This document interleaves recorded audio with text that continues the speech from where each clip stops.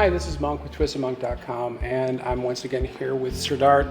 Now, hopefully you've seen a lot of videos of Dart and I tying back and forth, and Dart, you have a lot more experience in binding men than I do.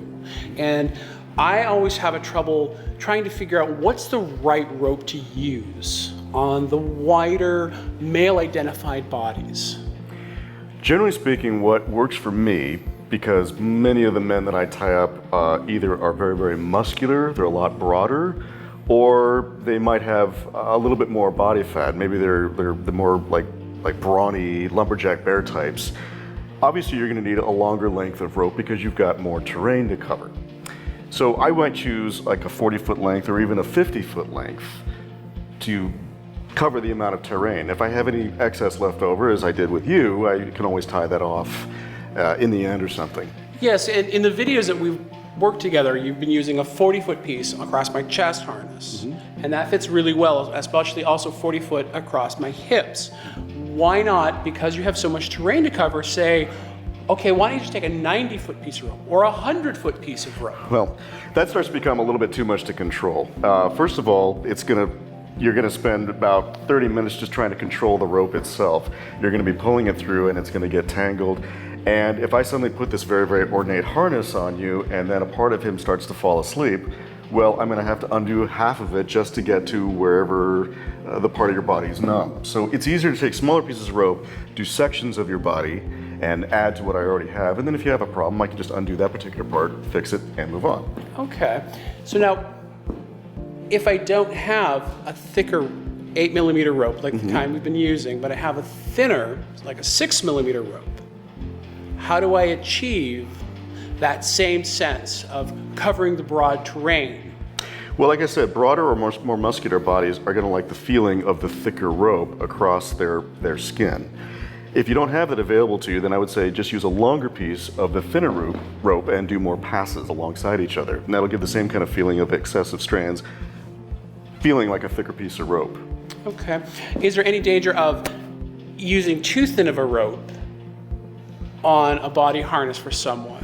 If it starts to become a little too tight, then the thinner rope starts to almost feel like it's cutting into the skin or the muscle, and it starts to become very, very uncomfortable. So if you have numerous strands all alongside each other, then that spreads the pressure and starts to feel more like a thicker piece of rope and is more comfortable. So what about really intricate harnesses?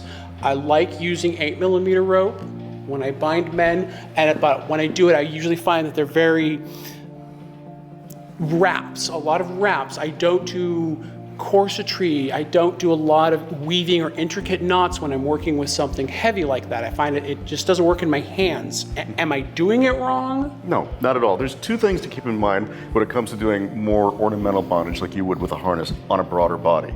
Like with the star harness that we did, I like using the thicker rope because it's gonna feel more of a coverage on the broader body. A person who has a lot of muscle or girth is going to like that feeling of being bound up. The thing is, if you're doing something that has a lot of intricate knots, those start to become a little bit harder to do with thicker rope. You're going to want more the thinner rope because you can get more intricate with this. If you do excessive knots with this, they're going to start to get bulky and you're not going to be able to control them as easily. Just to make sure I understand, 100 feet of any length is just too much. Start small. About 40 to 50 feet in an 8mm works really well when binding broad shoulders like ours. And start small and build. Lots of bands to cover so that you have that nice pressure on the body. Because let's face it, there isn't a wrong way, or I should say the only truly wrong way to do any of the things that we've been showing would be a way that is either unsafe or non-consensual. Exactly. This really all kind of boils down to one's personal preference, and what works for me with the bodies I tie up may not work for you. The bottom line is you want to keep your bondage safe, sane, and consensual, and above all else, have fun. Have fun. I think we've negotiated what kind of rope to use, so rock, paper, scissors for who goes first? Oh, you're going first. That's all.